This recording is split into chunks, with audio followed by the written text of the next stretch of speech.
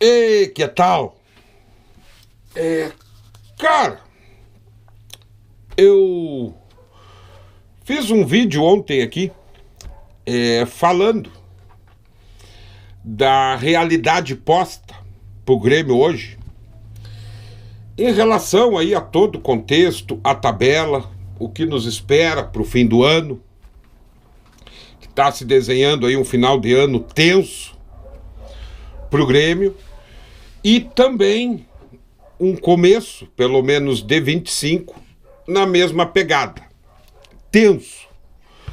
Por todo o contexto aí que temos hoje na realidade do Grêmio. Mas aí, depois, pensando, refletindo, eu também falei ontem que não adiantava ficar batendo em diretoria, em técnico, porque a realidade é um técnico defasado e é uma diretoria frouxa que deixou a coisa andar à revelia. Mas eu começo a refletir e pensar o seguinte, cara, em que momento começaram a transformar o Grêmio nisso daí? Em que momento foi que começou a se perder? As pessoas que comandam o Grêmio começaram a perder a noção do que é a identidade do Grêmio. O que a vida inteira foi o clube, o time do Grêmio. E aí, meio às reflexões, eu começo a me lembrar de conteúdos, de falas, de teses, teorias que eu ouvi aí há pouco tempo atrás. E me veio à mente como é que eu vou dizer para vocês, uma teoria, uma tese de um cronista muito famoso aqui no Rio Grande do Sul, que é colorado. E que naquele momento havia um debate sobre protestos, foi colocada uma faixa, ali eu acho que, eu não sei se o Grêmio foi jogar em algum lugar e colocaram uma faixa xingando o Renato e chamando os jogadores de vagabundo. E dentro desse programa esportivo ficou meio dividida as opiniões ali sobre o limite de um protesto. Eu falei aqui da calçada da Fama lá do Grêmio, por exemplo, aquilo que fizeram lá na calçada da Fama, nos pés, onde tá os pés do Roger, aquilo é vandalismo. E falei e repito, vandalismo é crime, lugar de criminoso é na cadeia.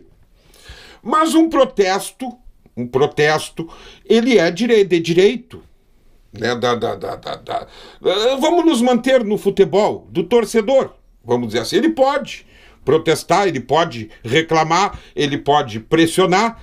E esse cronista, ele falava dentro desse programa o seguinte, que se nós for pegar historicamente a dupla Grenal, Grêmio e Internacional, historicamente, desde que foram fundados esses clubes, eles nunca tiveram um poder aquisitivo, por exemplo, do tamanho dos times do centro do país. Grêmio e Inter nunca formaram super times com grandes estrelas. E ele dizia que dentro dessa realidade, com esses times, Grêmio e Inter talvez não era para ter chegado onde chegaram. Não é? E aí ele faz essa reflexão que só chegaram onde chegaram, conquistaram o que conquistaram, atingiram esse tamanho em grandeza, por conta das suas gigantescas torcidas e por conta das cobranças, inclusive dos protestos, desde que sejam pacíficos, sem depredação, sem violência. Por conta disso, a torcida, vamos nos manter no Grêmio, claro, né? Mas a torcida do Grêmio, por exemplo, ela nunca admitiu algumas coisas dentro do Grêmio. A própria imprensa gaúcha aqui, ela cobra, ela vai em cima. Se tiver que bater de manhã até a noite em cima de algo que esteja acontecendo de errado com o clube, que esteja levando um determinado clube da dupla Grenal para vamos dizer assim, para uma segunda divisão, por exemplo, onde não ganha nada há muito tempo e começa a se apresentar mal, a cobrança é firme e geralmente os técnicos não resistem, jogadores são mandados embora, presidentes têm que tomar providências ali imediatas para mudar essa situação. Porque esses clubes aqui do Rio Grande do Sul, dentro das suas realidades do poder aquisitivo, nunca foram clubes milionários. Só chegaram onde chegaram porque a cobrança sempre foi forte. Sempre. E o Grêmio, em especial, sempre teve uma identidade muito ferrenha, muito brigadora, batalhadora dentro de campo. Essa coisa do Grêmio copeiro, do Grêmio imortal, isso não é de graça, isso não é só mística. O Grêmio mostrou sempre, desde que foi fundado, mostrou dentro de campo que é assim. E aí eu comecei a pensar em que momento no Grêmio, por exemplo, que começou a, vamos dizer, fraquejar isso aí. Infelizmente, e me dói ter que dizer isso, tá? Infelizmente, foi também uma característica do combo Renato. O Renato chega, ele já tinha treinado o Grêmio antes, mas em 2016 o Renato tira o Grêmio de uma fila de 15 anos. Com o título de Copa do Brasil, em 17 uma Libertadores e em 18 uma Recopa. E empilhou o gauchão. E empilhou vitórias em Grenais. Mas ali por volta de 2019, 2020... Infelizmente, a nossa realidade é essa. O Renato, ele bateu no teto. Eu custei aqui, quem acompanha o canal sabe. Eu demorei a largar a mão do Renato. Me caí a ficha, assim, que o Renato não dava mais na desclassificação pro Fluminense, na Libertadores, esse ano. Ali, para mim, já era para ter encerrado, mas se nós for olhar, era para ter encerrado antes esse ciclo. Porque junto com tudo que o Renato trouxe de bom pro Grêmio como treinador, veio também o lado ruim. O lado ruim. Por quê? Porque a cobrança, o Renato ele começou a anestesiar não só as diretorias, os presidentes do Grêmio. Ele começou a anestesiar parte da torcida. E fazendo isso, não pode vaiar, não pode cobrar, a imprensa não pode bater nele quando ele erra. Começou a anestesiar, começou a fechar a porta de treinamento para a imprensa, eles escolhem para quem é que quer dar entrevista. E se o repórter faz uma pergunta mais incisiva, mais firme, onde aperta ele apela. Começou a anestesiar e começou a se normalizar algumas coisas dentro do Grêmio que num passado aí não muito distante não se admitia. Como, por exemplo, ficou normal nós tomar goleadas pro Flamengo. Virou uma coisa normal. Ganhamos do Flamengo esse ano, mas era um jogo de 3 pontos. Se fosse, e veio o time reserva do Flamengo jogar com o Grêmio em Porto Alegre e apertou o Grêmio dentro da arena. Não foi fácil o Grêmio conquistar aquela vitória ali. Normalizou-se, por exemplo, trazer jogadores em final de carreira, com exceção do Soares. Se normalizou isso aí dentro do Grêmio. Outra coisa que foi normalizada agora, dentro desse ano, normal perder 4 Grenais. Normal passar 5, 6 jogos dentro do Campeonato Brasileiro, perdendo, escalando Galdino e Galvão.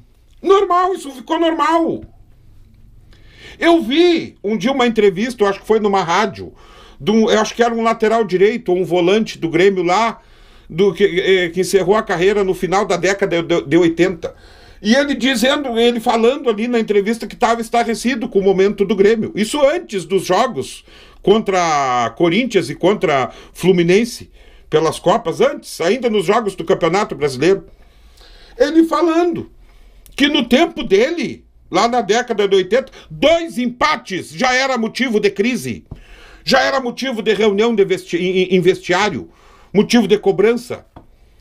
Hoje está tudo normal.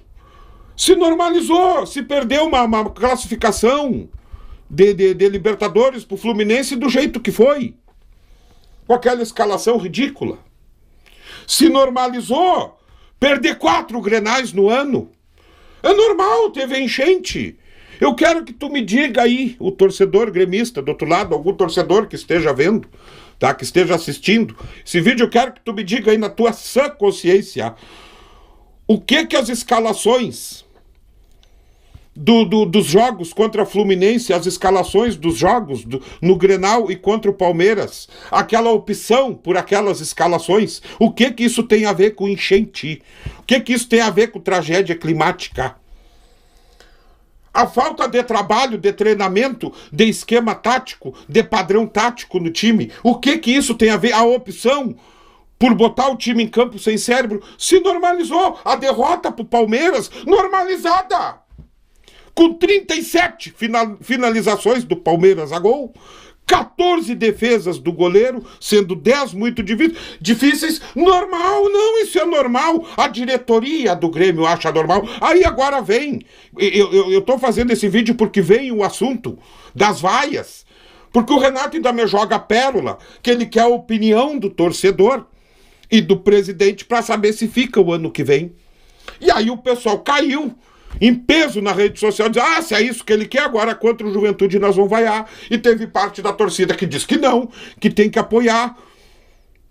Se o torcedor gremista deixar de cobrar, deixar de pressionar esses caras, se a imprensa deixar de cobrar, e não houver uma limpa dentro do Grêmio, eles vão transformar o Grêmio num timeco. Quem viu o Grêmio copeiro viu, quem viu o Grêmio imortal viu. Vai continuar acontecendo, vai, mas vai ser lá de vez em quando, e nós vamos ter que aprender a conviver com goleadas, com derrotas vexatórias, com derrotas em 4 Grenais no ano. Nós vamos ter que começar a conviver, acostumar com isso aí. Coisa que nunca aconteceu na história do Grêmio. A identidade do Grêmio não é essa. Então agora o dia contra o Juventude eu sou a favor. Tem que vaiar sim.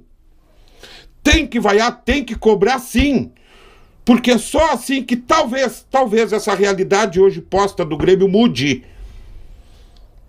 É só desse jeito, cobrando, sacudindo essa diretoria do Grêmio, fazendo eles botar a cabeça no lugar, e se eles não conseguirem botar no lugar, que metam o pé e que venham dirigentes que queiram devolver a verdadeira identidade pro Grêmio. Lamento pelo Renato, me dói falar isso, mas deu, chega. O Renato trouxe uma normalidade para dentro do Grêmio inadmissível. Conquistou sim, mas já bateu no teto, já tá passando da hora de ir embora. Porque em continuando assim, se ficar tudo nessa passividade, tá tudo normal. Tá tudo normal. O ano que vem, se Deus quiser, não vai ter enchente. Aí daqui a pouco o Grêmio toma 5 do Flamengo de novo, daqui a pouco o Grêmio sai aí, perde gauchão de novo. Sabe-se lá em qual circunstância, tá tudo normal. Não tá normal. Tem que mudar para ontem. Começar a limpar esse bando de incompetente de dentro do Grêmio.